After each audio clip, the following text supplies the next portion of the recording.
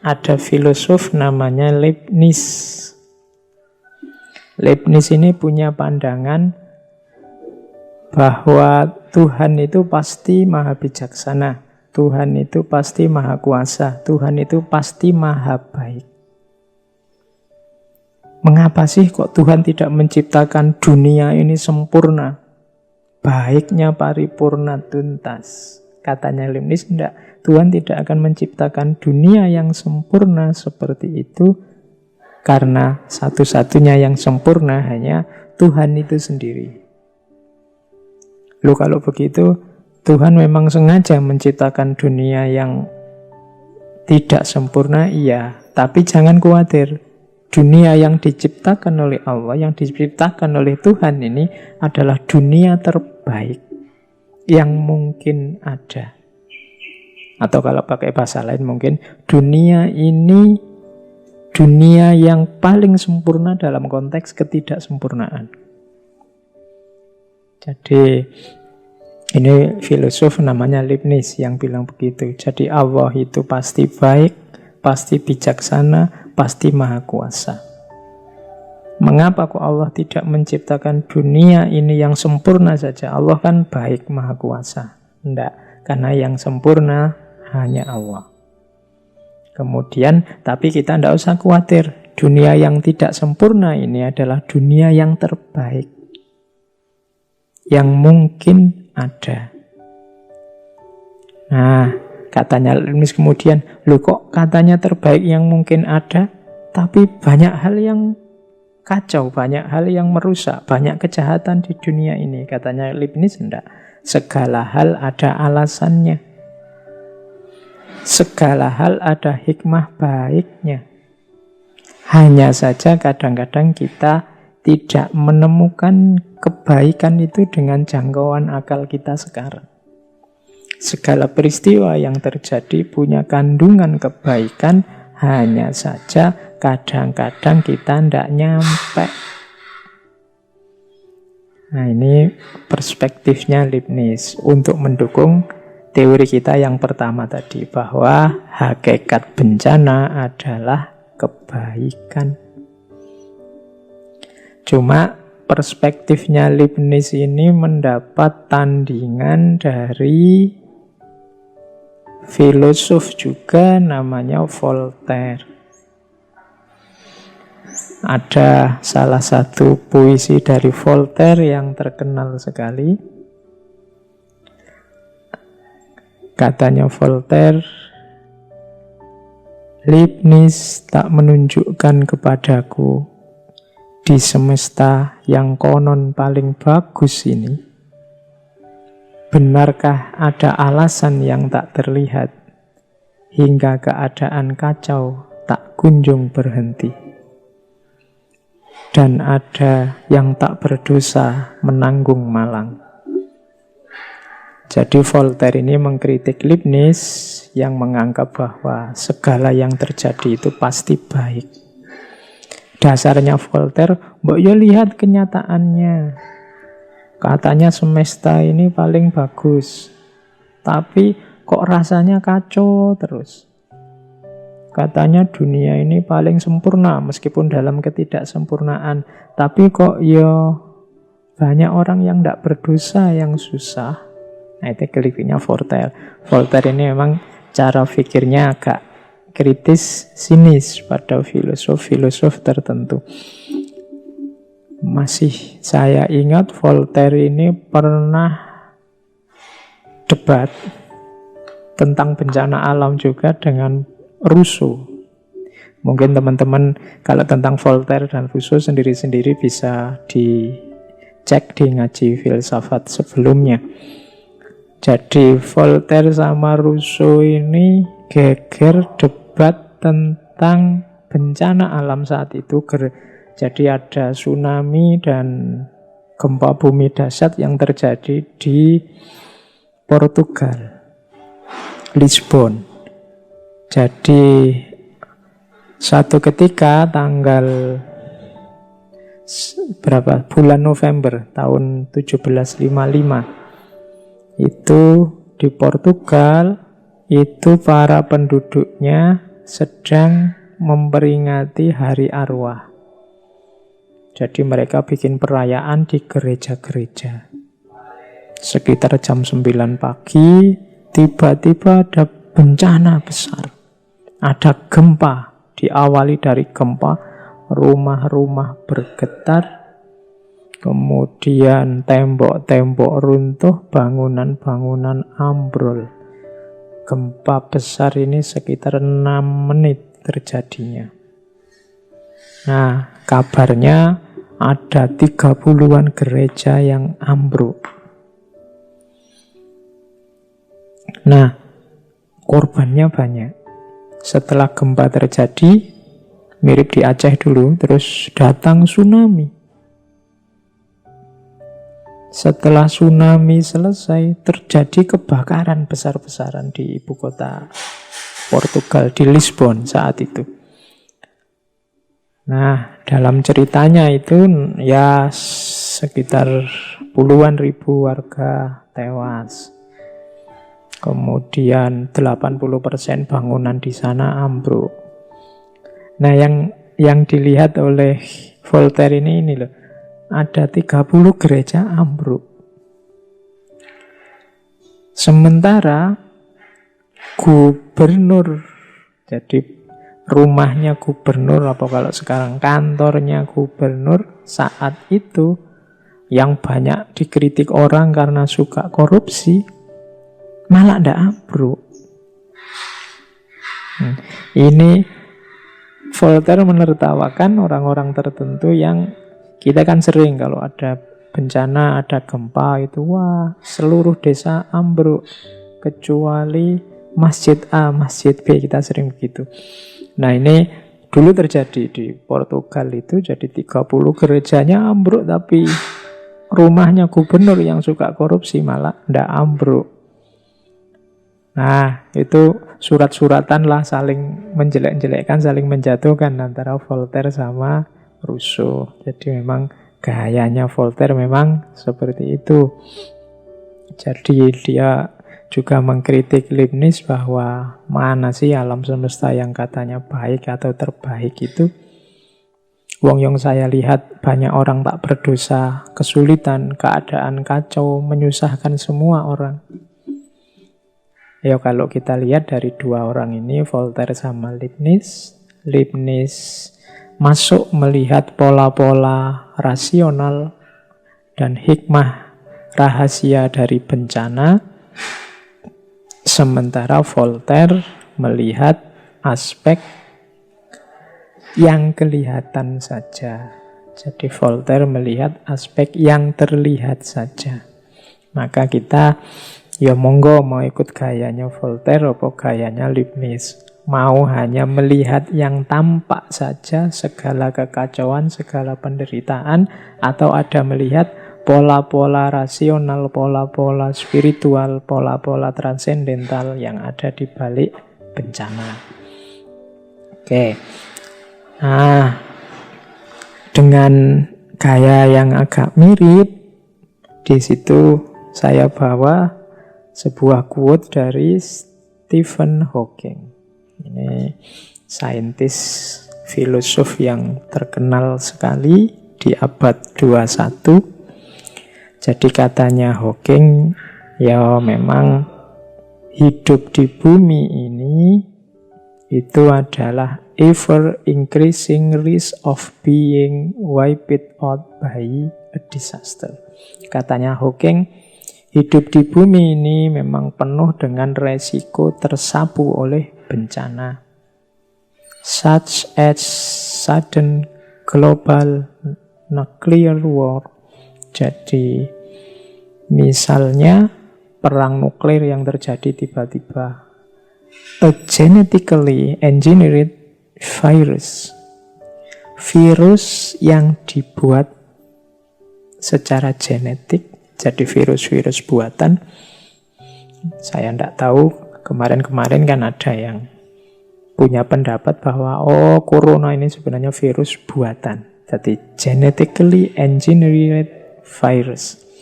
All other dangers we have not yet thought of, atau bahaya-bahaya yang lain yang belum sempat terfikir oleh kita. Ya memang hidup di bumi ini isinya bahaya, isinya bencana-bencana. Kalau tidak dari alam, ya dari manusianya sendiri. Jadi ada natural disaster, ada man-made disaster, atau gabungan. Jadi manusianya yang memanipulasi alam sehingga terjadi bencana. Kalau manusia mau, mungkin ya detik ini juga bisa kiamat terjadi. Kenapa? Global nuclear war. Jadi perang nuklir global. Atau kayak tadi virus buatan. Virus sekecil corona membuat orang seluruh dunia pontang-panting, tersingkir, nyisih, tidak mau keluar. Nah itu bahaya-bahayanya memang orang hidup di bumi. Kalau orang Indonesia malah lebih akrab lagi dengan bencana-bencana. Saya bilang tadi, saya 10-20 tahun terakhir, coba kita hitung ya, saya tinggal di Jogja. 10-20 tahun terakhir, kalau tidak salah, dulu tahun 2004, di Indonesia kita menyaksikan gempa dan tsunami Aceh. Yang itu tidak cuma Indonesia, Malaysia, Thailand, India, Sri Lanka, bahkan daerah-daerah pantai timur Afrika juga kena tsunami yang sama. Kemudian kalau tidak salah 2 tahun setelah itu, 27 Mei 2006, ini saya ngalami langsung gempa Jogja pagi hari sekitar jam 6 dengan korban 6.000 sampai 7.000 orang. Ini saya ngalami langsung betapa ribet dan ributnya saat gempa, juga betapa mengenaskan situasi saat itu. Tidak cuma gempanya, termasuk juga isu susulan tsunami-nya. Kemudian kalau tidak salah ingat, 4 tahun kemudian, tahun 2010, Merapi meletus. Nah, ini jadi berita di mana-mana. Ini erupsi yang masuk kategori terbesar. Tahun 2010, Gunung Merapi merenggut lebih dari 200-an nyawa saat itu. Merapi ini gunung yang paling aktif, berkali-kali menghasilkan letusan besar. Zaman dulu, yang masih saya ingat dari buku-buku sejarah itu, Merapi ini pernah meletus dan bahkan menenggelamkan kerajaan Mataram kuno pada zaman itu, sekitar tahun 1006 Masehi. Ini yang membuat nanti Empu Sendok memindahkan ibu kota kerajaan Medang ke Jawa Timur. Ini nanti yang membuat Borobudur terpendam. Jadi Borobudur seakan lenyap di telan bumi gara-gara letusan tahun ini. Meskipun nanti dibongkar kembali, dilihat kembali bisa utuh tahun 1910-11. Jadi itu bencana dari Gunung Merapi. Ini yang tinggal di Jogja beberapa tahun terakhir ini mengalami status waspada dari Merapi. Belum lagi tahun 2 tahun yang lalu, mungkin tahun 2018, kita mengalami gempa dan tsunami di Palu dan di Donggala. Kemudian juga ada gempa Lombok. Apalagi kalau kita tarik ke belakang, dulu ada letusannya Gunung Krakatau yang itu membuat dunia gelap gulita selama 3 hari. Itu kemudian korbannya sekitar 40-an ribu jiwa saat itu. Dan katanya kekuatan gempanya itu sekitar 3.000 kali bom atom Nagasaki dan Hiroshima. Kemudian kita mungkin yang belajar sejarah juga mungkin ingat juga misalnya lahirnya Danau Toba yang merupakan hasil letusan sekitar 70-an ribu tahun yang lalu. Jadi kita di Indonesia ternyata akrab dengan bencana. Katanya Stephen Hawking, memang hidup di bumi itu karakternya begitu. Ever increasing risk. Tinggal cara kita membaca dan menyikapi bencana. Makanya sesi kita kali ini judulnya membaca bencana. Oke, kita lanjutkan ke teori selanjutnya. Kita sudah dapat satu teori bahwa bencana itu hakikatnya baik. Meskipun nanti ada yang mengcounter, tidak begitu. Yang namanya bencana ya hasilnya kesulitan, kesengsaraan. Yang satu pakai perspektif hikmah, rahasia, rasional, spiritual, transendental di balik bencana. Sementara yang satu pakai melihat fakta dan kenyataannya saja. Oke, sekarang kita lihat yang kedua.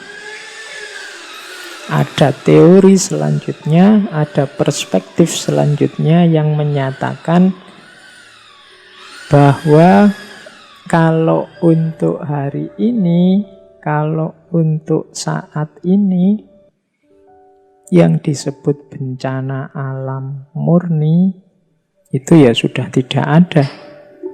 Kalau dulu mungkin ada. Apa sih yang dimaksud bencana alam murni itu? Bencana alam yang segala kerusakan, segala mudorot, segala kesengsaraan yang dihasilkannya murni hasil karya alam. Karena manusia memang tidak tahu menau, ilmunya, pengetahuannya belum nyampe tentang bencana itu. Jadi segala kerusakannya memang hasil karya alam. Ya misalnya yang banyak cerita kayak di film-film itu, misalnya masyarakat Pompeii, daerah Italia dulu waktu ketika gunung Vesuvius meletus. Ketika gunung itu meletus, kotanya sedang senang-senang hidup normal, tapi tidak disangka-sangka gunungnya tiba-tiba meletus dan akhirnya kotanya hancur dan tenggelam. Nah, itu contoh bahwa ini karya alam.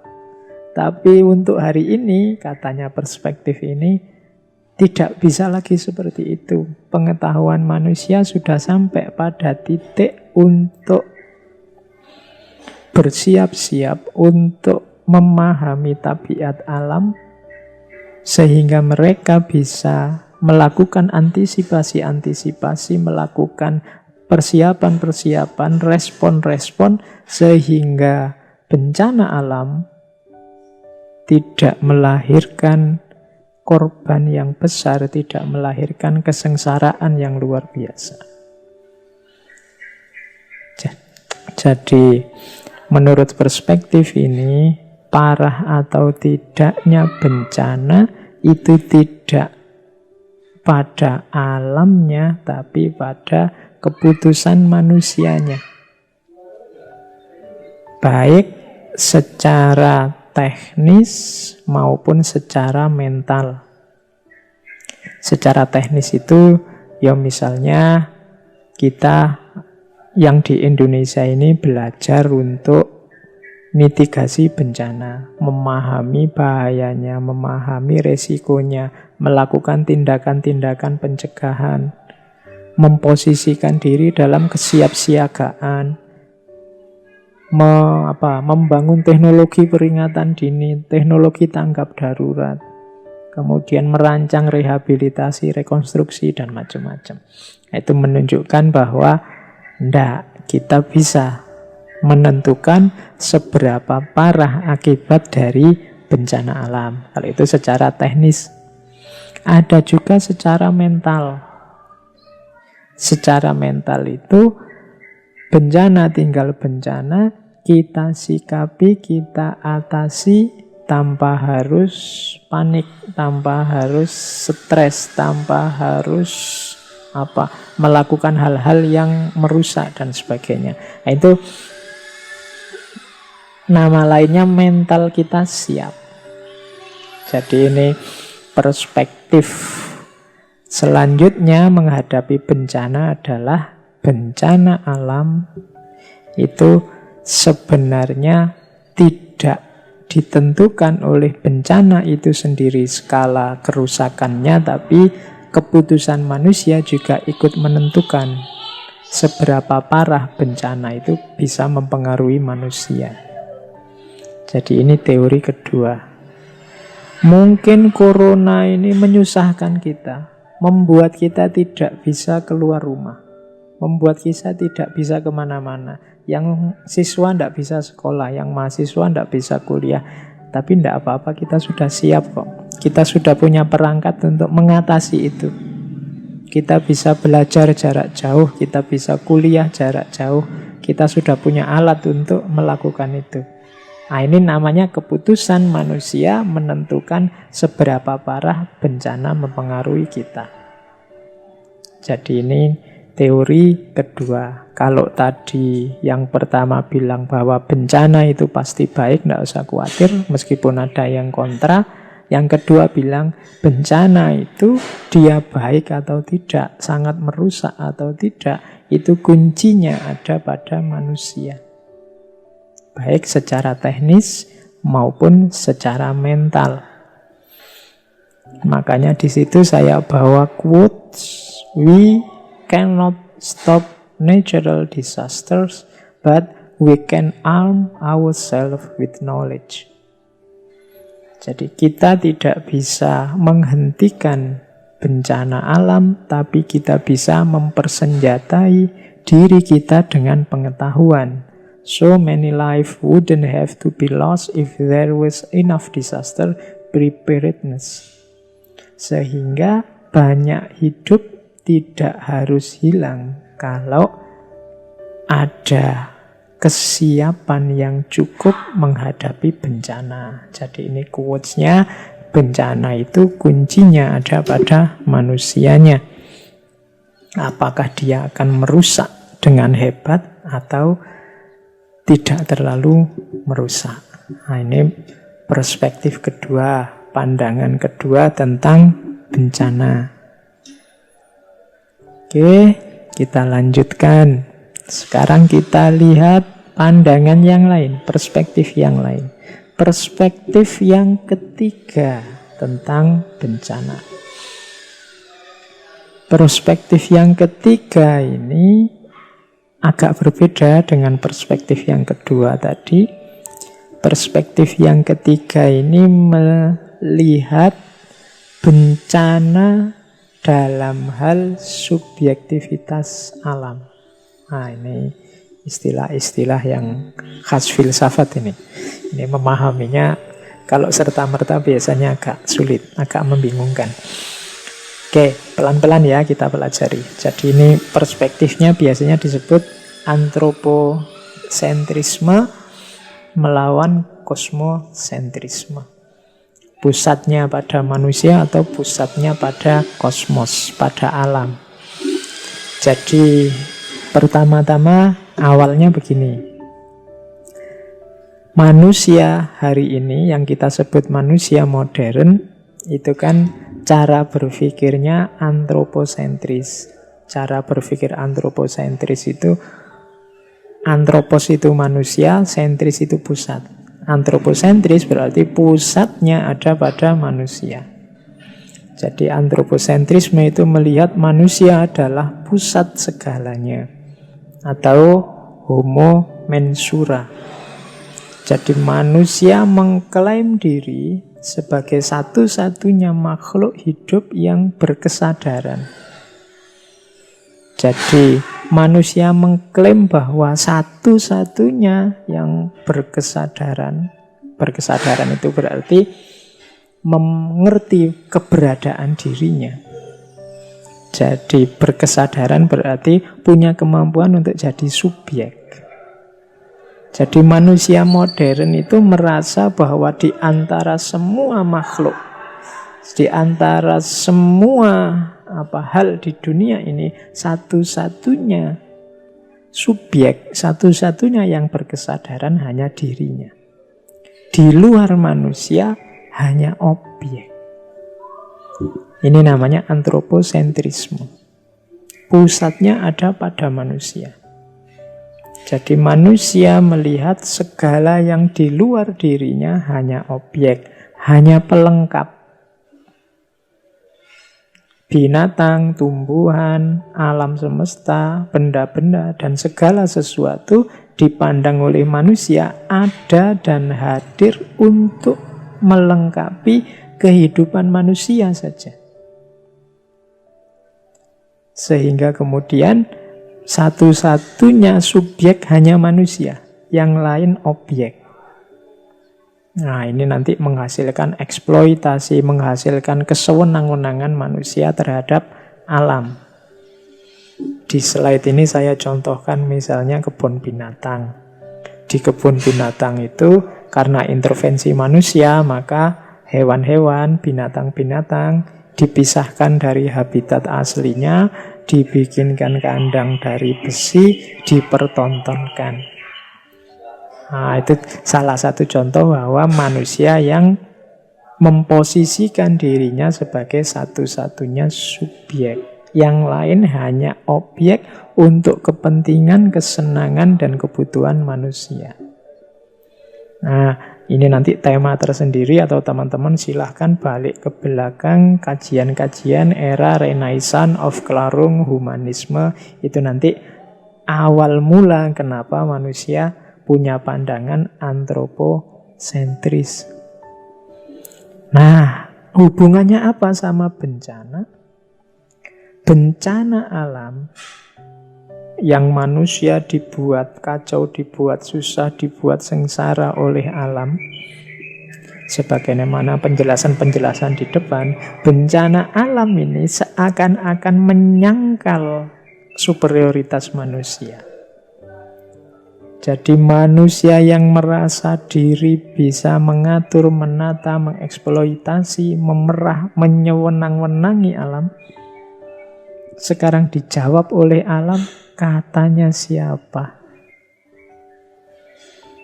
Nah, itu di slide itu saya kasih ilustrasi. Contoh paling gampang, misalnya orang yang melatih harimau atau melatih singa. Itu kan manusianya subjeknya, harimau dan singa itu dianggap objeknya, dilatih, diatur, ditata.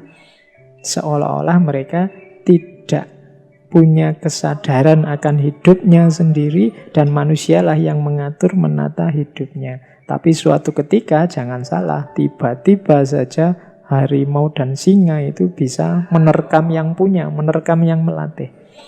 Nah, ini kan namanya antitesis dari yang selama ini manusia merasa sewenang-wenang, merasa menguasai. Katanya siapa? Alam yang selama ini seolah pasrah saja, manut saja, dieksploitasi, ikut saja, disewenang-wenangi oleh manusia, tiba-tiba menunjukkan eksistensinya. Ini loh, aku ada. Kalau tidak percaya, rasakan keberadaanku. Nah, ini kalau pakai istilah filsafat ini semacam epifani. Epifani itu sesuatu yang dulu tersembunyi, tidak tampak, tidak terfikirkan, tiba-tiba tersingkap, tiba-tiba kelihatan di depan kita betapa loh, memang dia ada. Memang dia punya daya, punya subjektivitas mungkin. Selama ini dia pasrah, ditindak, dia pasrah, ditindas. Sekarang berbalik, dia yang menindak kita, menindak manusia. Jadi seperti selama ini kita seolah-olah bisa menentukan nasibnya mereka, sekarang berbalik. Alam yang seolah-olah bisa menentukan hidup matinya manusia. Nah, ini perspektif antroposentrisme melawan alam yang menunjukkan dirinya. Jadi ini teori ini membahasakan bencana sebagai ketika alam ingin menunjukkan dirinya di hadapan manusia. Selama ini kita menganggap segala di sekeliling kita hanya ada untuk kita, disiapkan untuk kita. Mereka semua adalah objek dan kitalah subjeknya. Adanya bencana alam ini menyadarkan kita ndak. Alam ini juga sesuatu tersendiri, punya kesadaran sendiri, punya subjektivitas sendiri. Mereka bukan sesuatu yang pasif, yang hanya pasrah saja kita manfaatkan, kita tindas. Jadi ini perspektif kedua. Perspektif ketiga, jadi cara membaca bencana versi kritik terhadap antroposentrisme. Itu saya bawa quote bagus dari Neil deGrasse Tyson. Even with all our technology and the invention that make modern life so much easier than it once was, it takes just one big natural disaster to wipe all that away and remind us that here on earth we are still at the mercy of nature. Artinya, bahkan dengan segala teknologi dan penemuan kita di zaman modern yang membuat segala sesuatu lebih mudah, hanya dengan satu bencana alam yang besar yang bisa menyapu segalanya dan mengingatkan kita bahwa di sini, di muka bumi ini, we are still at the mercy of nature. Kita masih bergantung pada belas kasihannya alam. Jadi alam itu punya daya yang luar biasa, punya kekuatan yang luar biasa.